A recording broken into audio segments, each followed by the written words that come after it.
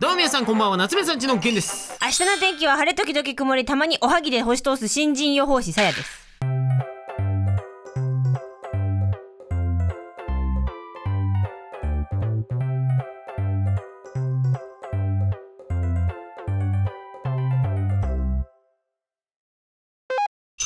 噛んでないです。今星通すって言ったね。噛んでないです。おはぎはよく噛んで食えよ。押し通したなこいつの方がはい、ということで今回ですね、こちらでございます。なんて書いてあるでしょうか。せーの、世界を滅ぼそう、レッツゴー我が子おたまじゃくし。こいつらあれなんだ、世界滅亡もくろんでるの。いや、そう、もうこれからね、ほらカエルもカエルの時期ですね。そうもうゲロゲロ泣いてますからね。泣いてますからね、はい、おたまじゃくしがねたくさん増えるので、皆さんね、世界にはぜひお気をつけてください。世界に気をつけるってもう、はい、無理じゃん。はい、ということでですね、今回こちらです。緊急。まあなんかこんな滅ぼすとか言ってる場合じゃないんですよ。いや、それ緊急ですよ、だってどうやらね、やべえ香りしかしないんですよ。やばいですよ。皆さんこちらのタイトル聞いていただきます。はい、今回やっていく企画はこちら。1億円の案件受けてみた。なんかごめんね。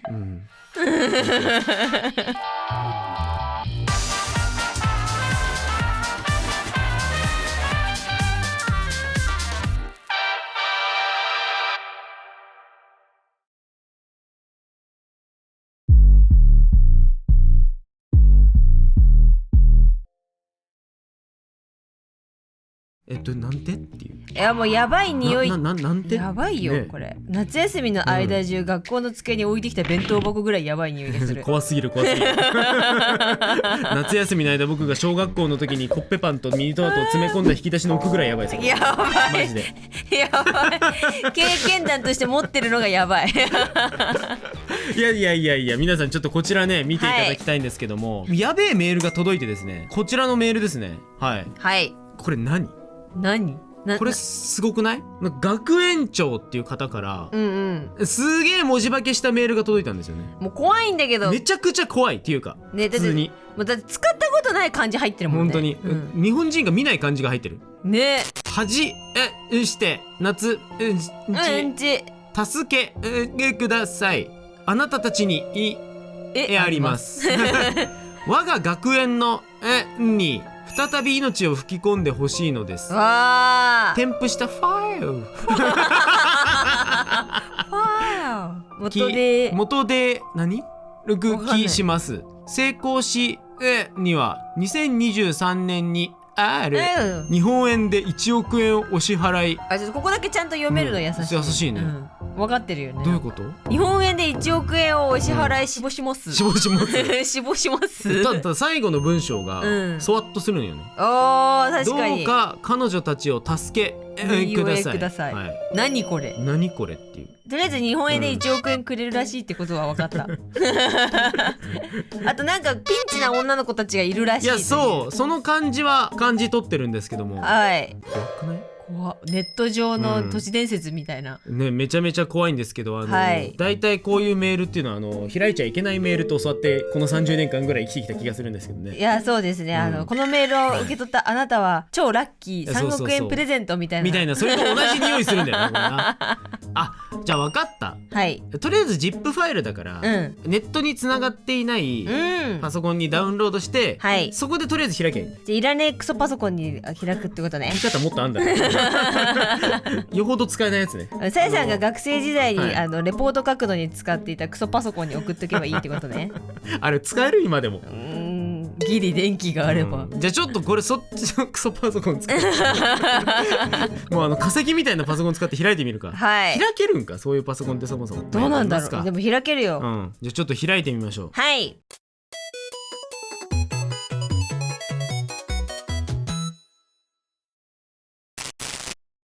なので今ちょっとクソパソコンでまず安全に開いてみた結果なんですけど、はい、こちら、怖すぎ、めちゃめちゃ怖い、さらに怖い文章、テキストファイル4つ出てきました。これ夜中にさ黒背景で赤字で見たら超泣いちゃうやつ、泣いちゃうねこれこれ怖すぎる。これ何なんだろうね。ね、でもこれ助けてくださいとか、データを復元してくださいとかって書いてあるから、文字化けしてるからとりあえず短絡的に戻してみるか。あ、そうですね。なんかね、文字化けって戻せるんですよね。あ、ね、そうそういうソフトに入れるとあるので、はい戻してみましょうか。じゃあはいじゃあ文字化けデータをまず1個目のファイルからじゃあ開いて戻してみると、おー、出ましたよ。あ、でも名前とか入ってる。名前はてなのぴる何これ、全然復元できてないやんこれ。ね、ただその下ね普通に文章がある気がするんだけど、これなんか誰かの説誰か明のの説明文みたいな。ね、でも彼女たちって言ってるからはい女の子とかなのかな。そうなんじゃない？のぴるーちゃんなのかもしれない。うん、なるほどね。文章ちょっと読んでみますか。はい復元できてる箇所を見ると、魔法使存在する異世界からできた魔法学校の新任教師。おお、あ、ここはちゃんと読めるね。初日から思想をつけたことでつけねえだろな初日から思想をつけるって何の教師なんですか。確か魔法薬学みたいな感じになってくる。確かにね、これはあれなんじゃない、異世界転生のまあ話確かに確かもしれない。に。で移動魔法を使ったところ失敗して日本に舞い降りてしましまっぷいやしまっぷとか魔法学校のある異世界にいたけど、うんうん、移動魔法の転送ミスみたいなやつで日本に降りちゃったってこと、そういうことだ。思想をつけてる最中に思想をつけてる最中にね、日本にいたんじゃないですか基本は大真面目けどけどふざける時も大真面目だけどどうくだか果てかって語が語が英語だったで英語を教えて生計英を立てて語を教えて生計を立てて白日本語方が苦手、日本語日本語の方方が苦手、はあ、日本語の方が苦手。あ、はあはあ、うんうんうんうん殺伐とした魔法世界の倫理観で倫理観で物を話すのでで物騒なことをうっかり。喋っちゃったりするんじゃない？すごいねそれさん。物騒なことをうっかりモンチッチとかじゃなくてうっかモンチッチ英語例題とかが全然共感できなできない歌詞な例文でしてくるけど、それが結構生徒には人気。日本の缶チューハイが好き。やった。レモン味ってことかな。レモン味とうん何かが好きみたいな。カボスかもしれない。カボスあるカボス味のカボスチューハイって。じゃあ倫理観が崩壊してる英語の新人教師ってこと？そういうことやばくないやべえやつじゃんやべえやつ絶対神戸持たん方がいいやつ。しかも思想をつけている魔法の、うん、そうつけてて魔法が使えるしかも日本のチューハイ好きだから飲んだくれでしょ。あ、確かに最低じゃねえかこいつ。やばいぞ倫理観が、うん、世界に戻りた気もするけど晩酌時間が好きすぎてこままでもいい気がしてって私いう一体この後どうなっちゃうの？っていうこと。これもしかしてさうんうん。やっていいってことですかね。あ、もしかしてこれこれちょっと夏目さん家に、挑戦状かもしれないよ。ねこれスパムメールぶった企画提案みたいなあー説ない？ありそちょっとおもろすぎるからさ、う、ちょっとこのなんかね、この文字化けでこういろいろ不正字になっちゃってるのを解き明かしていくのめっちゃ面白い。ちょっとこれ楽しいね。ね。まあわかりました。はい。とりあえうんず、うん。やってみるか。やってみましょう。うんはい。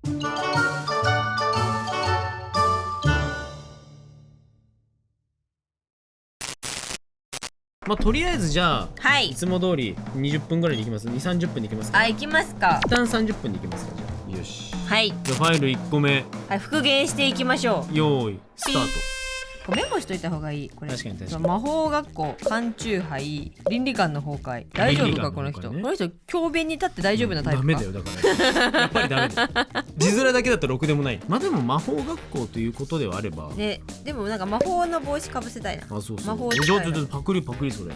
あ、じゃあ私しそつけとくから。つけときねしそ。しそから考えてるとしそが強いタイプかもしれないな。寒いねこの部屋。今日クーラーつけちゃったからか。そうだよ。魔法使いの帽子にシソをこう植えているんだけど、シソって繁殖力がめちゃめちゃ強いからあんまり他の植物と一緒に植えない方がいいよ。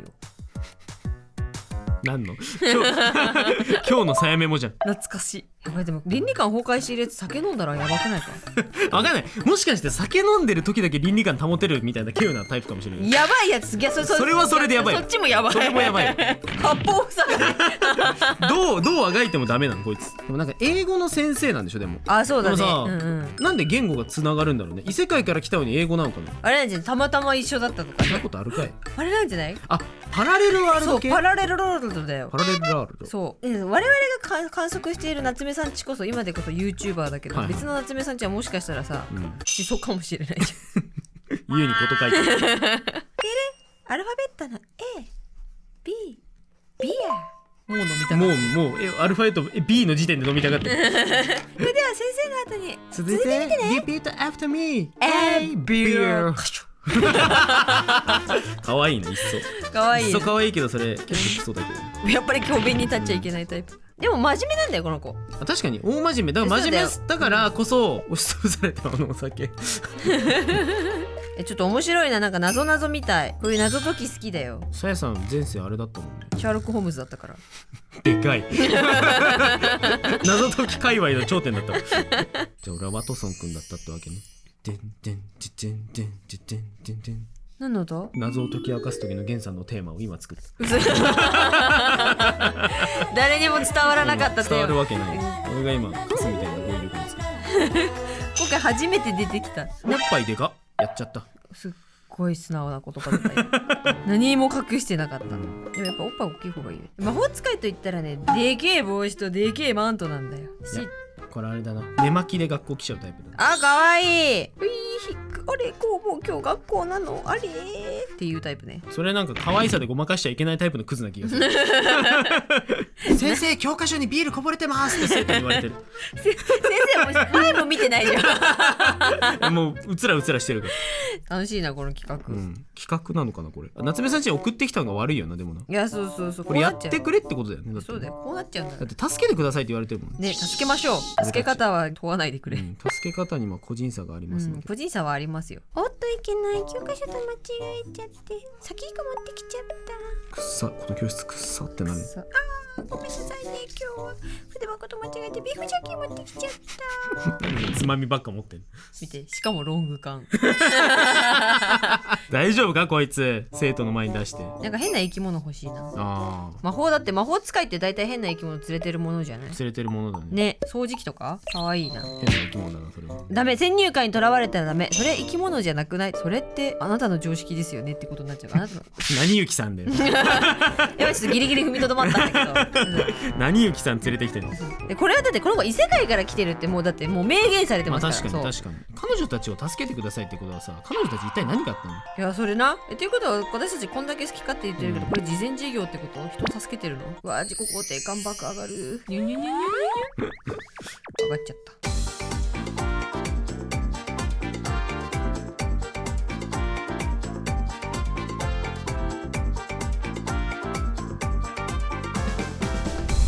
さあということで30分ぐらいで書きました。はい一人目一人目のファイル。はいのぴなんちゃらかんちゃるー。せーのドン。あーかわいい。イエーイ。なんか正統派魔法使いやん。そう、いやもう真面目、いやなんか根は超真面目、はいはいはいで、まあ、新人魔法使いの先生、はいはいはいっていうなんだけど、まあトレードマークはこっちかなみたいな。見てこれ酒、これ大丈夫酒梅って書いてある。大丈夫この人一緒やん。でも僕の方がもうちょっと破れかぶれかな感じは。何これ杖の先に缶刺さってるの？これ違う、杖だと思って持ってきたその辺の枝の先に缶がつけてる教鞭の杖だって、いつもトレードマークのね杖みたいなもの持ってるんだけど、じゃなくてその辺の枝持ってきちゃったもっとダメな人。もっとダメです。もっとダメな人だった。で、ビール。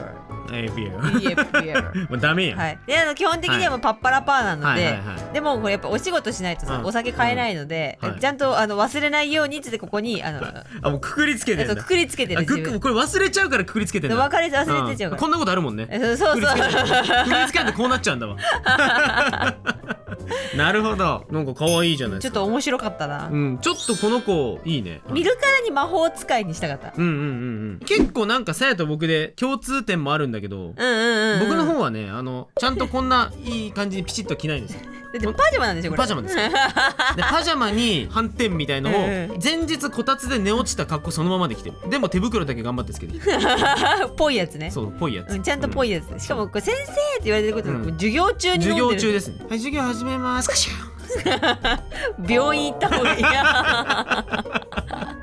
っていう子です。あ、かわいい。いいね、はいこのピンクのふわふわで。あ、でも耳がなんかあれだね。そうエルフ耳ですね。ね、エルフ耳だね。はい、魔法使いの世界から来てるんで。あー、いいですね。どの道なんかろくでもねえやつ。どっちもろくでもない大丈夫かな子になっちゃう。一人目からだいぶろくでもないんですけど、大丈夫ですかね？彼女たちを助けてくださいみたいなこと書いこれてあったけどね助けましたか？逆にね、社会的地位をいきなり陥落させたまであるなんかねというわけで、ちょっとこれははい、助けたのかどうかがちょっと定かじゃわかんないないですけどね感じですけど。大丈夫ですかね。今のところ企画が1億円の案件受けてみたという称しながら文字化けした文章からキャラ書いてみたいみたいになってますけどね。ね。まあやってみますか、せっかくなんで。いや、そうですね。読みたいな、次の文章。読み解いていきたい。ね、いいね。いいね。じゃあいきますか、次。はい、じゃあ2ファイル目。 2ファイル目開きます。はい。さあ、ではですね、2ファイル目ちょっと開いてみますか。はい。はい、こちらをポンとポン。変換して、どうぞ。こちら男エネルジコ。男エネルギコ。はでもなんかハテナマークもいっぱい隠れてるよ。なんか隠れてはいるんだけど、まあちょっととりあえず下の文章、はい。歌がダイスがダイスがうんち。うんち。違う歌が大好きだがうんちって意味わかんないじゃん。歌が大好きなうんち。音痴音痴。この子は歌が好きだけど音痴なのっていうことかな。普段はクールそつなをする彼女が歌だけ甘も楽しいし、なんかさっきより文章なくない？なんか消えてないちょっと。歌だけ甘も楽しそうしのを見た。歌だけが雨漏りするのを見てて楽しそうな彼女。何の情報もない。歌の雨漏りってなんかちょっとおしゃれじゃない？歌の雨漏りってなんかね、歌詞みたいな。いや、うるさいよ。ラメタル学園校長。おー、ラメタル学園。この子たちがいたとおぼしき、はい学園はラメタル学園。ラメタル学園ってことかな。そういうことです。ラメタル学園校長、はい音楽教師に抜擢。あ、出た、教師。あ、さっきののっぴなんとかちゃんはうん英語で、うん。この子は音楽だ。音楽なんだ。そういうことだ。ってことはこのラメタル学園の先生の子たちをどうにか助けてくれってことか。ああ、そういうことね。うん。もう先生が誰一人いなくなっちゃって手が回らないから助けてくれってことかな。そういう求人募集みたいな話だったこれ。しょうがないな。私、数学教師やらせていただきましょうかね。やってみろよ。数に意味わかりません。はい。もうダメです。数2でつまずいた人は数学教師できません。小5の算数から足首折れた人なんだけど。早くね。なんか歌ってるところとかを校長が見たみたいな、そんな文脈かな。ああ、そういう感じかな。音を鳴った時、強音で対象相手が謎音感。なんか対象相手とか言うと急になんか念能力みたいな話。能力者。音は、はいが、黒番話になると。何もわかんねえよ、これ。全然わからないね。全然わかんないね。異常までの熱に入ってくる。オタク的な早口みたいな話。ああ、そういうこと〇〇にションポサと。何これ。ぽさ今にウレションぽさ。先生ウレションあかんない。文脈が。全年齢チャンネルじゃないんですけど。本当に。ぽさないと割れたが、ショタで数学の、何この字。数学のそうなところ、人間子に弱ら鳥や猫耳つけてて。猫耳、すごいわかる。なんでここだけ急にさ、わかった。数学担当の先生に相談したところ、あー、人間猫に弱いからとりあえず猫耳つけとけってわ言われた。的確。さすが数学の先生じゃない？ってことだよね。で、やっぱピピピピピそういうことだよね。データ系なんだよね。まあ確かにすべからく猫に弱い。弱いね。間違いないよ。猫耳つけとけば問題ありませんか。で、猫耳つけてみた。けど、やっぱり少し恥ずかしかったので、普段は衣中しまって、やっぱ漏らし。やっぱ漏らしてるんよ。猫耳つけてるけど恥ずかしがり屋さんだから、何かで隠してるんだね。っていうことだね。そんな感じがしますね。そういう感じだね。で、しかも音楽教師というか。そういうことだ。で、嬉しくなるとションしてる。それは違う。それは絶対に違う。そんなギリギリのやつを放り込んでくるわけないだろ。学校に。じゃあ行きましょう。はい、じゃあ次ファイルに。ファイル2。男なんとかエネルジコ。思った。これさ、猫じゃない？猫耳つけてる猫ちゃん？猫エネルジコじゃないこれ。すっごい語呂よくない？めっちゃ語呂よいよ、これ。口に出して言いたい。Repeat after me. 猫エネルジコ。エネルジコ、猫。エルジコ。スタート。さあ、行くわよ。さあ、行くか。歌が好きな子っていうのは大体ね、毛長いんだよ。ああ、なるほどね。そう、でも猫耳だからな。猫耳とな、ちょっとな。ウレションって言うとね。レクションすんの待ってここにやっぱキーワード書いてよこう。はいはい、音楽で音楽ね歌が好き、猫耳。猫耳を何で隠す？隠したことある人いる？手挙げて。見た。すごい荘厳なやつが。隠しました。ちぎって隠しました。思ったより怖い。法一スタイルだ。法一スタイル。数学の先生と仲いいの可愛いね。確かにね。先生同士仲いいとかあるんだね。うん。まあありそうだよな、学校だったら。でもさっきの酒くず先生はどうしたらいいんですか？酒くず先生。やめろよ、酒くず先生って。なんだろう。でも普段はクールだ。そう、クール系なんだよ。ね、クール、そつな。そつなく対応するとかじゃない？あ、そつなく対応する彼女が歌う時だけあまりにも楽しくダンシングする姿を見たラメタル学園学長は音楽教師に抜擢？歌って踊れる？なんかどんどんなんか情報が出てきたの。踊れる可能性もワンチャン。やっぱ踊れることを加味するとやっぱ動きやすい方がいいのかな。いる？いるよ。エネルジコってすごい名前だな。僕察しちゃったんだけどいい？いいよ、察しちゃいな。多分エネルジコって音楽用語じゃないですか。そうなの？高校の頃だか中学の頃だか忘れたけどやってた曲でエネルジコっていう指示記号見たことある気がする。確かなんかねエネルギッシュにみたいなそういう意味だった気がするんだよね。あ、そういうやつね。うん。じゃあもう本当に音楽の可能性があるね、んだね。音楽の申し子みたいな。これ音楽用語ってシャープしか知らんから。用語というか。シャープやろ？目の付けどころが。なんでそういう他の企業に触れていこうとするんだろこれ完全に髪型夜さんなんだけど。う。いけませんよ。いけません、アーニャさん。いろいろいけませんよ。その発言がいけませんよ。似てる事故？似てねえ。便利に使うな、名前。待って、猫耳ってどうやって隠せる？いや、俺はもう今、画期的な隠し方をね、開発した。もうてか、この子のストーリーまで多分ね、今この断片から復元できた。やば！ 1 億円もらう資格ありそうじゃん。マジでくれると思う？それぐらいのキャラクターを生み出してみる。1億円じゃなくてもいいんです。金塊とか油田とかでも別にいいです。上がったよ。お願いします。価値が。来た。ちょっと前の動画で言った時と同じこと言いそうになって、ツインテって言いそう。危ない。危ない。またツインテは発狂おじさんになるとかあった。いや、今ね、うんうん。ふと思いついちゃったの。猫耳でしょ？じゃあもうツインテまで入れて属性てんこ盛りの子なんじゃないかと今推測したね。その属性とは猫耳ツインテールシスター。シスター。普段こうクールな感じといえばさ、礼拝堂にいるシスターっていう。ツインテ。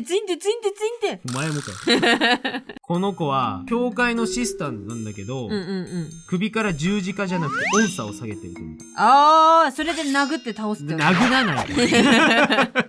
音叉でそう、音叉キーンつって響かせた音を反響させて人を意のままに操ったり心を読んだりする子だと見た。やっぱりそうだよね。うん、やっぱそういう能力だよね。やっぱそうだと思う。操作系。いや、いいんじゃない？この子いいんじゃない？すごく。かわいい、その設定とても。うん、猫入れよ。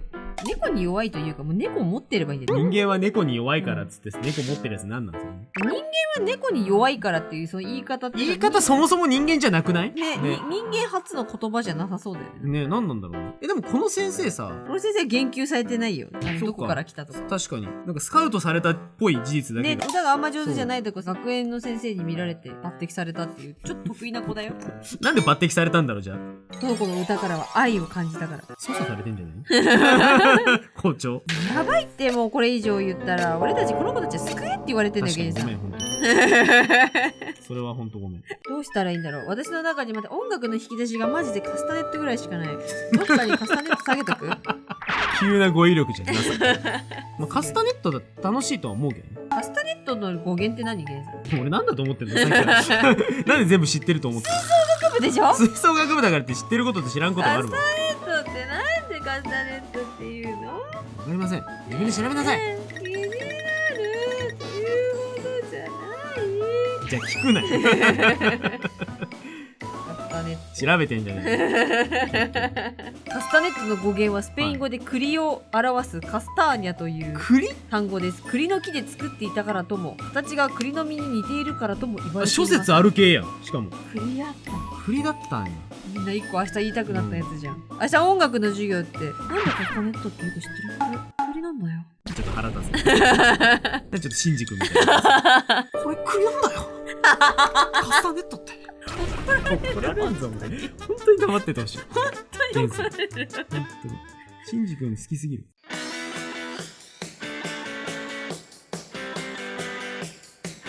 ドレミファソラシド。今絶対音感の日も吐き消したと思う。みんな聞いてくれ。さやで津軽海峡冬景色。マツケンサンバ。あるよね。たまになんか再生この曲を押したなと思ったのに違う曲流れることある。あれおかしいなみたいな。あるある。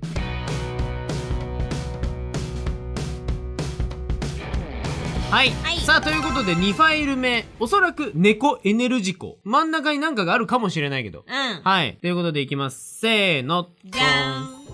おー、結構ボーイッシュな顔してる子ね。いや、そうなんかちょっとクール系っていうか、確かに確かにちょっと幼くなっちゃったので、もうちょっとお姉さんでもいいかなってイメージで、はいはいはい。ジャズシンガーを目指す女の子だ。なんかさすらってそうだもんね。そうそう。で、猫耳つけてるけど恥ずかしくなったから、帽子でね。猫耳帽子に。ああ、それで恥ずかしくないと思ってるあたりも可愛い、ね。確かに。CMY キャットがいつも一緒に。なんで CMY キャット可愛いこいつら。どんな音でも奏でられる、どんな音色でも作れるってことね。そういうことです。今考えた。うん。いただきました、そのまま。今いただいたね。今いただいた。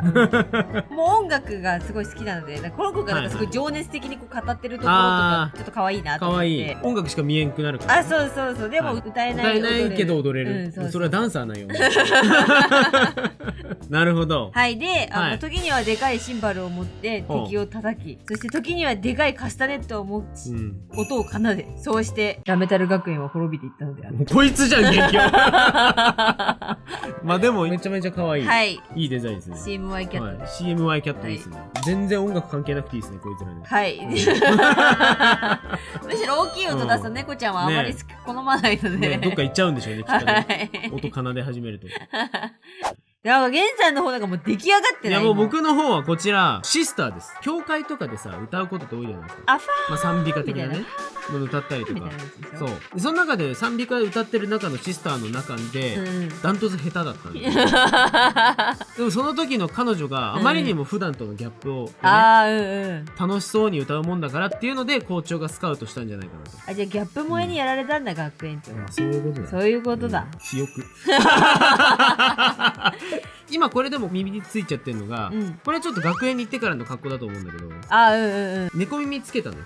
顔がキッとしてていつも生徒に怖いって言われるから、猫耳つけたら可愛いかな。そう、可愛いかなっていう人のことを数学の先生におそらく言われて、つけたけど恥ずかしいからやっぱりシスターの服で隠しちゃって、ビョンってこれ出っ張っちゃった。ガンってなってるもんね。バレバレ。バレバレ。黒子みたいになってる。ね、可愛いでも。で、これね、音差です。音差を鳴らした時のわーって反響で周りにいる人の人数すべて把握できる。で、それで相手の心拍とかの反応を見て相手が今考えていることが結構読める。やば、強すぎない？この子最強だよ、マジで。クソ強い。こっち CMY キャットとか言ってんだけど。しかも音楽奏で始めるといなくなる猫いる。もう急に。やば、力量差やばくない？てなわけで2ファイル目こんな感じでしたが。うわー。いや、どうなんですかね。ゲンさんのこの感じいいね、すごい。ありがとうございます。可愛いです、すごく。結構お気に入りです。はい、私もこの猫の。みんなガン見してんだよ、そう、すっごい見てるね。ギャンって感じ。はい。はい。いきますか、次。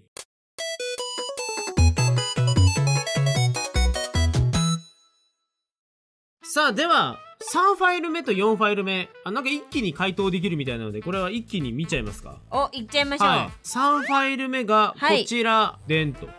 名前。数多え。数多え。あまたえんってこと？っていうこと？まあとりあえずあまたえなんとかちゃん？ちゃん？まあ女の子なんですよね、きっとね。まあ彼女たちですからね。家庭パン女性ボディの井戸。あ、でもこれ一般女性ボディのアンドロイドじゃないこれ。うわー、お前が好きなワードじゃないか。俺やん。ある時女子に小タンポ。これさ、穴埋めタンポポ。タンポポで金持ちと若いするようになるとむちゃくちゃじゃねえか。どういうことでタンポポで何持ちかいようになと人憧れるようなる。あ、じゃあアンドロイドが人間に憧れるようになるみたいな。そういうこと？なんかそういうなんかこうエモーショナルな。そういうことね。ね。人間にくべく体通してや結果間らしまらしす殺すことを判断した。怖い怖い怖い怖い。急に人類の敵じゃん。じゃあこいつのせいじゃん、滅びたの。待って。人間になるべく人間を欺くべく人間を欺くべくやばいな。どうしても物騒な方向に行っちゃう。めっちゃヴィランや。何この感じ。初めて見る。などでの胃に混乱をもたらす。天然のプログラムバグによる計算なのか知る者はもうこの世界にはいない。でもこの文脈で言うと、今まで教師だったから多分教師なんだよ。確かに。でプログラムによる計算とか書いてあるからさ、教科で言うとさ数学だってあまただもんね。ってことはさっきさ、猫エネルジコの時にさ、数学の先生に相談で人間は猫に弱いからとりあえず猫耳つけとけみたいに言ってたってのはアンドロイドだからってこと？確かに。繋がったよ。でもこの下にモグラバグによるって書いてある。これは何だかな。モグラバグってなんかあれだね。RTA とかでありそうだよね。ここでモグラの穴をうまく利用することによって2、3ワールドすっ飛ばされてる。モグラバグ。まあということですかね。ちょっとこれはアンドロイドなんで僕書きましょうか。じゃあゲンさんお願いしますよ。じゃあもう一個見ていきますか。名前ユーガウラモチ数百年前式火取ったが。何これ？狩り人？時狩り人って何？かっこいい。時を超えてきたんじゃないの？時狩り人と書いてさ、タイムトラベラーとか呼ばない？待って、でもさ、数百年前じゃないこれ。時狩り人だったが死後に死後。でも幽っていう字が入ってるよ。幽霊？お化け。こっから先はホラー界なの？急なホラー。悔しすぎて復活してるよ。確かに悔しすぎて復活。死後に悔しすぎて復活。津軽海峡でミンゴルに今ハマってて。現代謳歌してんな。状況意味わかんない。津軽海峡でなんでミンゴルすんの？今ハマってのにつのがきインも好きで。わかんない。色ギリギリめがちな。ギリギリめがちな性格。ギリギリな性格。やばい。ギリギリな性格のやつしかいないけど。いや、待って。この子マジマジでわからない。読めないもん漢字がだって。人営みを長年しろって見ており、おメタル学園。やっぱ出たおメタル学園。なんとかメタル学園ね。ね。さっきはラメタルだったけど、今回おメタル学園に文庫教師採用ったわ。軽くない急に軽いな。城と手漂ってや頃、生徒と大人で話に大学生と複雑な関係がこじれた結果。やだな。参っちゃった。参るでしょうね。とテラメタル学園。なんか言いやすく。五感いいな。取り付いたお化けだ。やっぱりお化けだ。テラメタル学園に取り付いたままになっている。で大学生と複雑な関係がこじれてしまって。でも待って、この子歴史が生徒に死の樹の延長と称して固定説を吹聴するという名。歴史だ。歴史の先生。歴史担当なんだ。でもね。でもなんとなく2人とも要素としてはいけなくもないかなっていうぐらい。じゃあさやさんこのなんとか浦もちちゃんにします。じゃあ僕はあまたなんとかちゃんにします。です。じゃあ行きましょう。よーいスタート。お化けなんだよこの子は。でもさ、幽霊といえばさ、今朝すごい怖いことあったの。今朝なんだ。あれはね、明け方ですよ。まだ日も上がってない真っ暗な時間。薄暗い時にさ、足つっちゃったのよ。つってた。痛いって言って思わず叫んじゃったの。そしたらゲンさんがさ、90度に急にバーンって起きてさ、ってなって。いや、叫ぶから。何事かと思ったんでしょうね、ゲンさんも多分。超びっくりして、超怖かった。でもね、優しかったですよ。なんかすっごい、って感じだったんだけど、大丈夫かさって感じで、ゲンさんがね、さやさんのふくらはぎをこうマッサージしてくれたんだけど、あまりに90度が決まりすぎててね、めちゃめちゃ怖かったんですよ。でもさ、何が一番怖いか話してもいい？何も覚えてない。怖え。ドロドロドロドロヒュードロドロ。すごい、なんか昭和のお化けみたいなやつ。ドロドロヒュー。皿が1枚、皿が2枚。山崎パンの皿が2枚しかもらえないわ。春のパン祭りめちゃめちゃ楽しみにしとるやん。その幽霊。さああということで3ファイル目と4ファイル目、はい、こちらです。せーの、ドンと。おかわいい。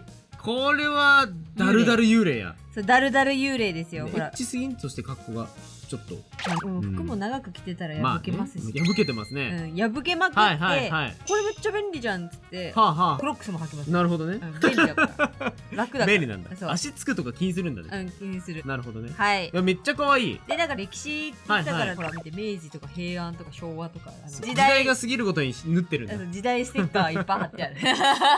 可愛い。真ん中に何この子。これなんか寝てる。寝てるんだ。寝てベーって言う。ベーってしてる。この子が適当なこと言うと全部西暦に直してくれる。すげえ便利じゃん。テストの時に横に置いときたいわ。チャット GPT 入ってる。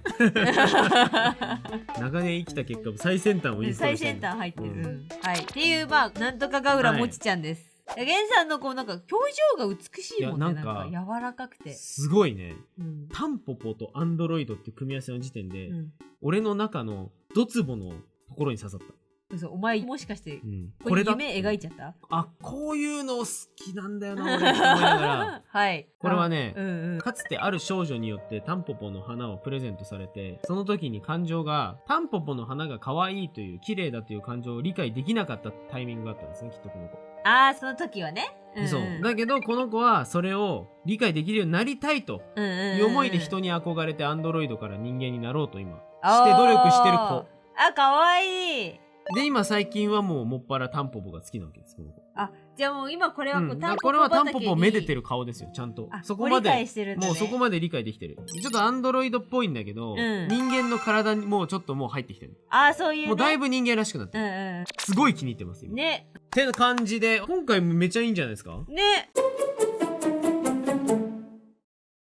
はい、こんな感じで。いい。なんか個性豊かな子たちがね揃ったような気しますけど、なんかインターネットアイドルグループっぽいさもあれば、わかる。ソシャゲのキャラクターっぽさぽさもあるけどね。彼女たちを救うっていうのは一体どういうことなのかわかんないけど、一旦この子たちもっと見た目をちゃんとさ詰めたというかさ。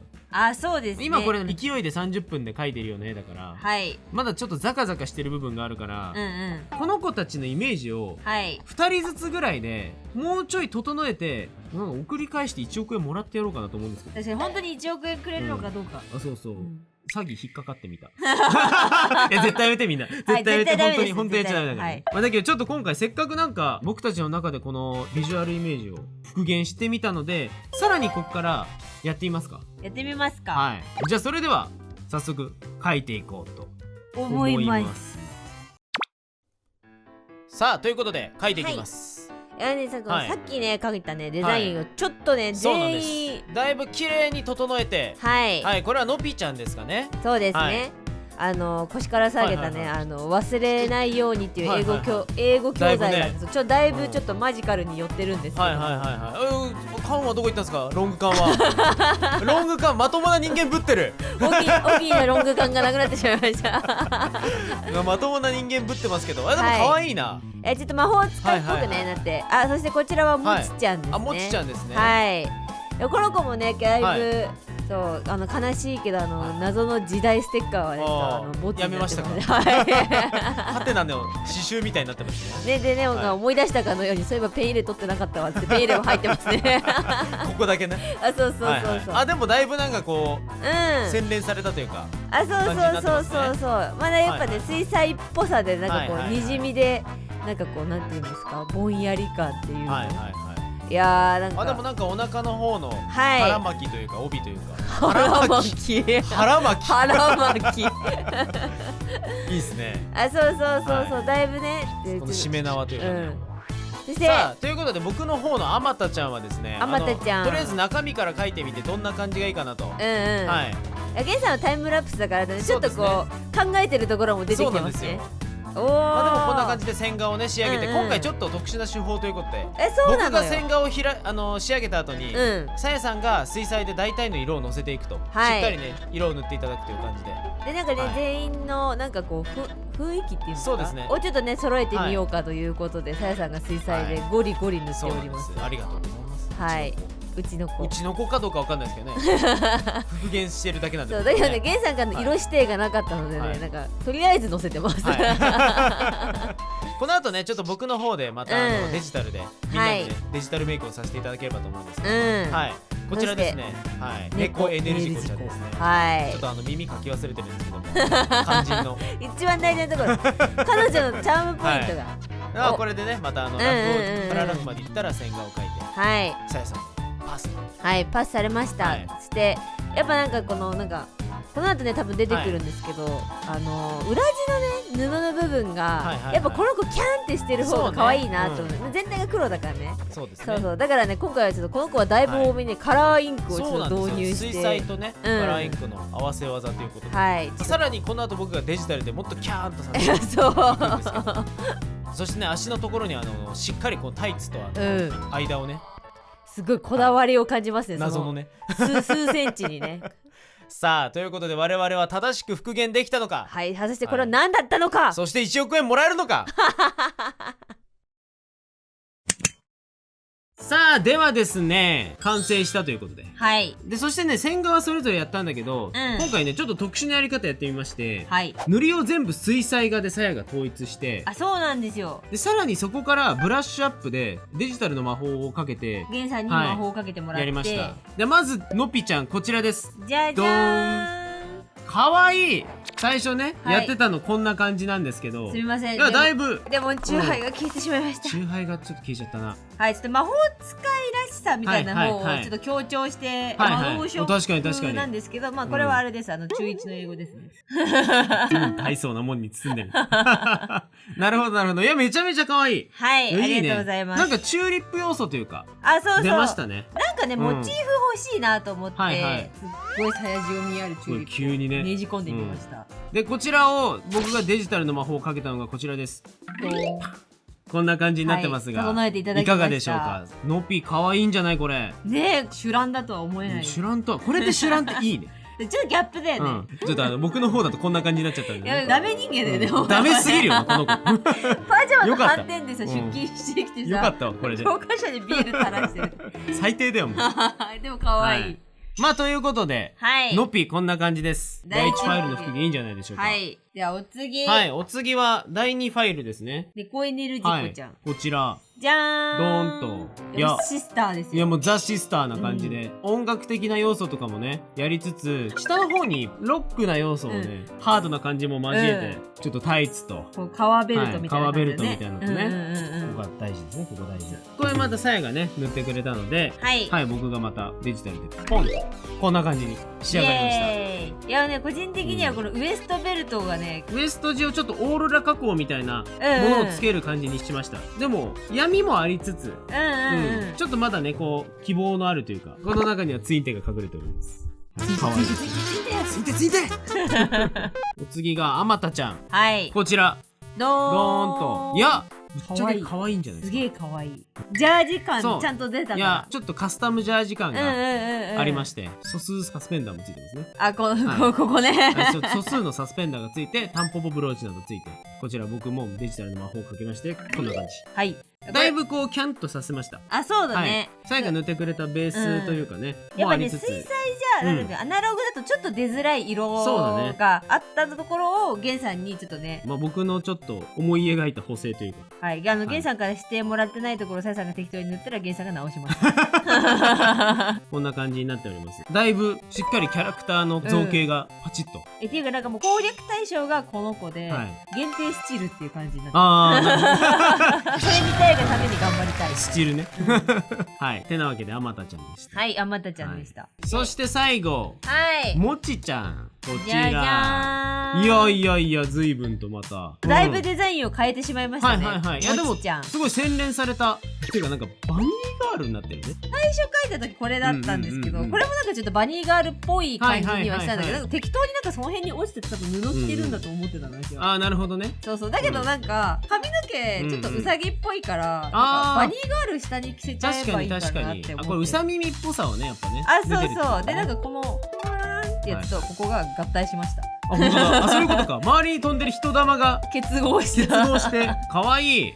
でちょっとすみません、お待ちいただいた皆様本当に申し訳ないんですけど、この明治平安ステッカーを外させていただきましたでそしてこちらをさらにまたはいデジタルマジック、はいこんな感じじゃあじゃあだいぶねだいぶこうビビッドな色が映えるようなカラー補正となんかこうちょっとね幽霊っぽくないうんビビッドな色にしたかったので、そうねちょっとねゲンさんにそこをそこをかなり強調してバッチリやっていただきましたよ。明るい感じの印象になってるんでしょうかね。はい、そんな感じでこちらに今回ね復元させていただいたはいおそらく失われてしまったっぽい学園テラメタル学園のはいおそらく先生たち、この学園って一体何なのかっていうのは、すごい気になるとこなんですけど、でもなんかこういざずらっと正面でさ、あデザねインして見てしまうとなんか、ちょっとさちょっとなんかこう VTuber VTuber にも見えるよな。そうもうちょっとこれを学園長にはい変身してみますか。一体どういう形で帰ってくるんでしょうか。これ無視されちゃったらちょっと切ないね。切ないね。帰ってこなかった日数分だけ千羽鶴を怖っ普通に呪いみたいになってる。千羽溜まったら送るわ、あなたが返さなかった日数ね、こんなに鶴が折れましたって1億円はまだですかって